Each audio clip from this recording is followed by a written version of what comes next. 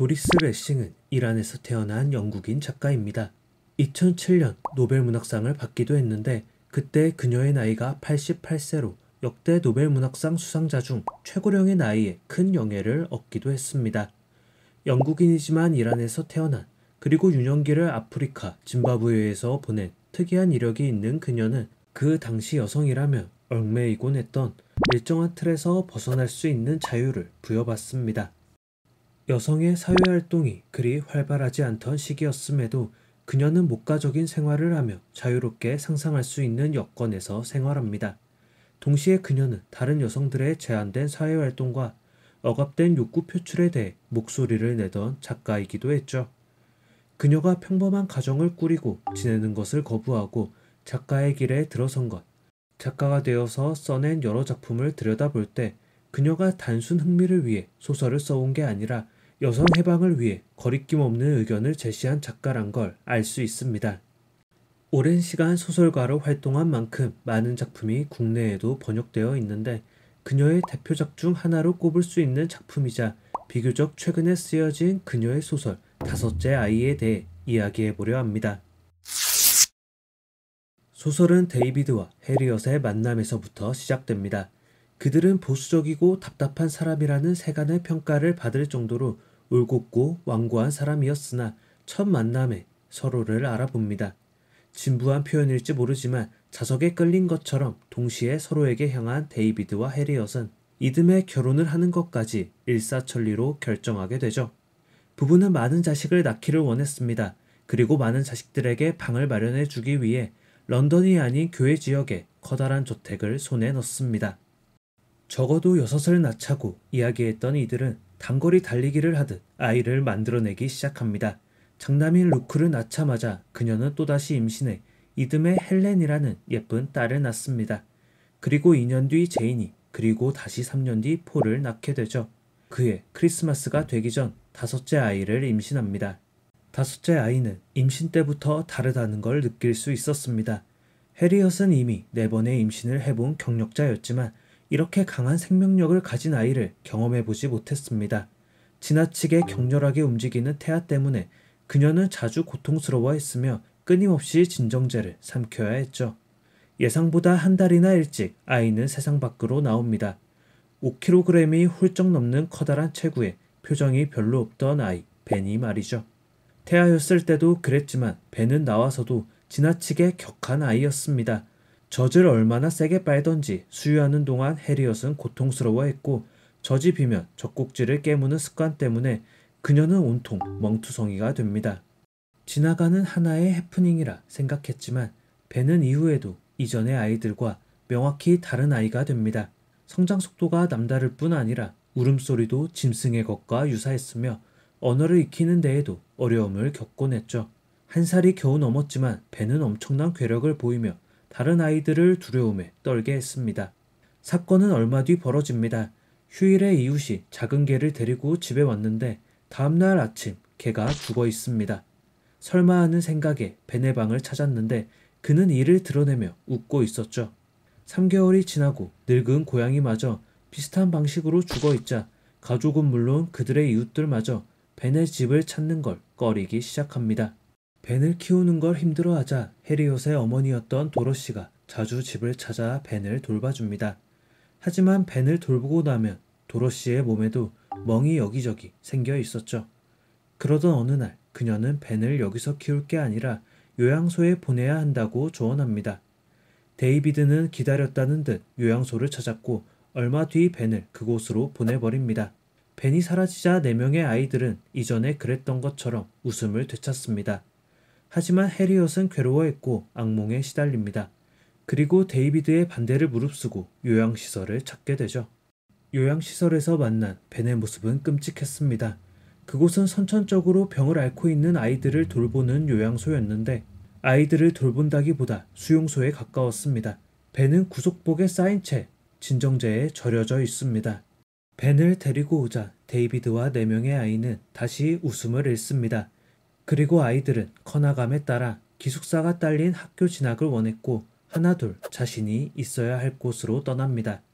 이쯤부터 데이비드와 해리엇의 관계도 소원해집니다. 6명은 물론 8명 이상도 낳겠다는 그들의 다짐도 전생의 이야기처럼 희미해지죠. 시간은 흘러 벤이 11살이 되자 그는 상급 학교에 진학합니다.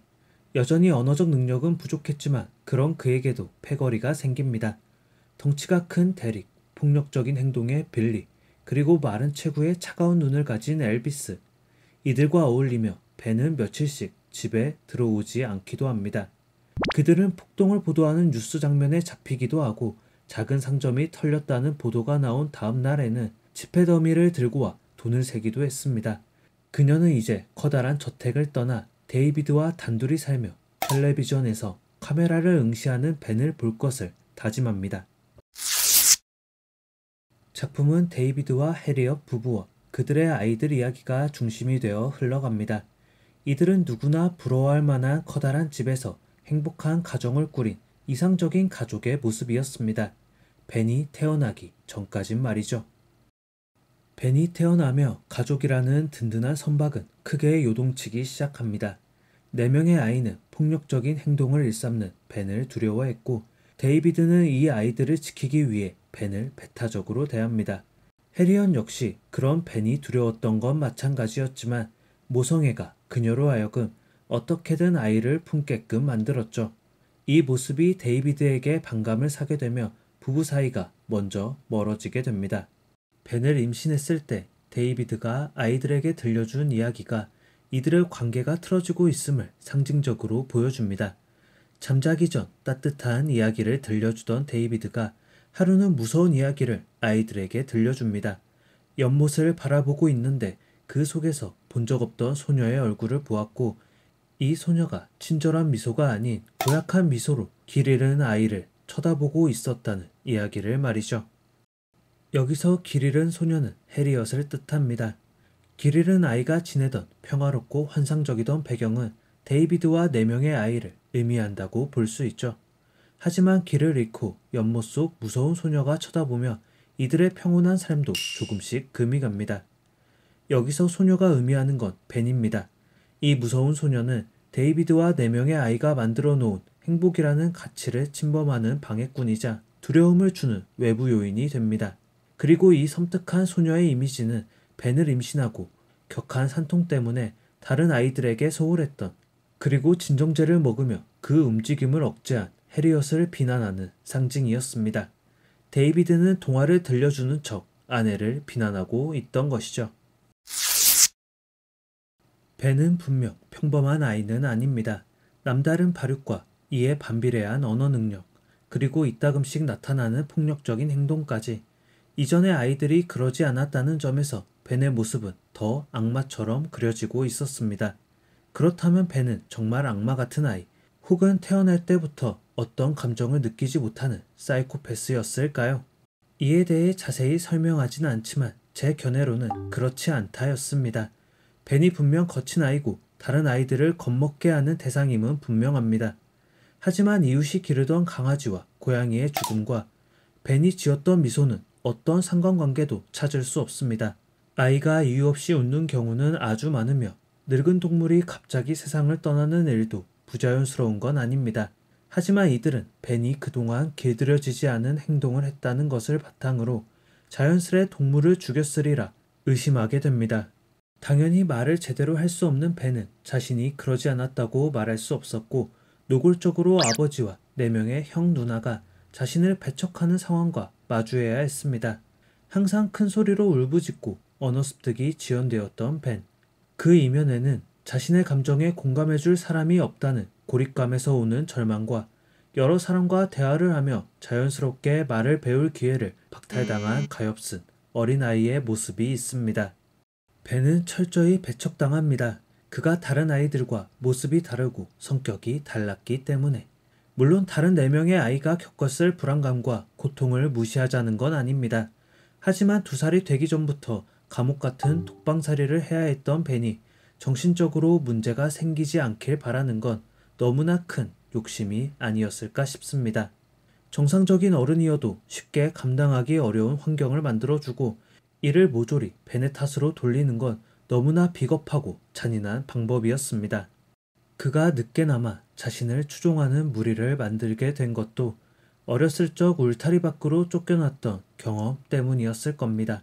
자신을 쫓아내지 않을 비슷한 친구들을 찾고 설령 그들과 부도덕한 짓을 벌일지라도 벤은 자신이 디디고 있을 땅 한 칸, 비슷한 사람들과 연결되어 있다는 결속감이 필요했을 테니 말이죠. 그럼 반대로 데이비드는 태어났을 때부터 문제가 생긴 아들을 외면한 인정 없고 냉혹한 사람이었던 걸까요? 그것도 아닙니다. 운이 나쁘게 새로 벌어진 문제를 제대로 해결하지 못했을 뿐 그는 가정에 충실하고 따뜻한 사람이었습니다. 다만 거칠게 다가온 벤이라는 존재가 데이비드로 하여금 정상적인 판단을 하지 못하게 했음은 분명합니다.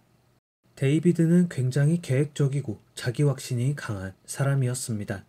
런던이 아닌 소도시의 집을 구한 걸 염려하는 주변의 목소리에도 너무 빠르게 많은 아이를 낳는 걸 경계하는 걱정도 단번에 물리칠 정도였습니다.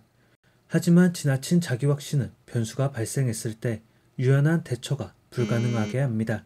벤이 이상 행동을 할 때 데이비드는 남의 일처럼 관망하는 태도를 유지합니다.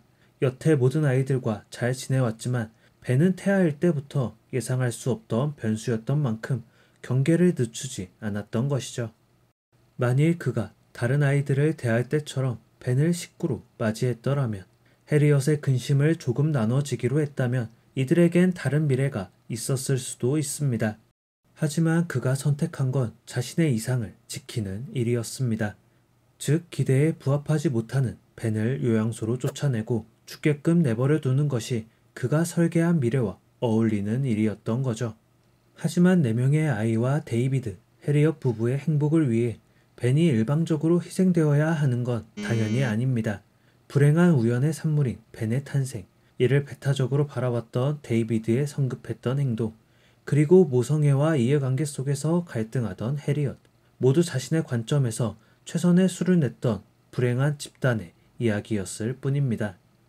작가도 이 문제에 대해 명확히 답을 내리진 않습니다. 한 명의 악마를 만들어 낙인을 찍으며 나머지 6명의 행복을 취할 것인가, 혹은 조금 다르더라도 포용이라는 가치를 더 우선시할 것인가를 가족이라는 공동체의 붕괴를 보여주며 독자에게 어려운 문제를 던져줄 뿐이었습니다. 저마다의 답은 다르겠지만 아마도 현 시대를 살아가는 사람들이라면 해리엇의 입장을 조금 더 공감하지 않을까 싶습니다. 우리가 행복할 권리가 있는 것처럼 다른 사람의 행복을 빼앗을 권리 또한 없기 때문에 말이죠. 평화로운 가족이 특이한 모습의 아이를 낳으며 붕괴되어가는 섬뜩한 이야기, 그리고 결정하기 어려운 딜레마를 계속해서 던지던 소설 5째 아이였습니다.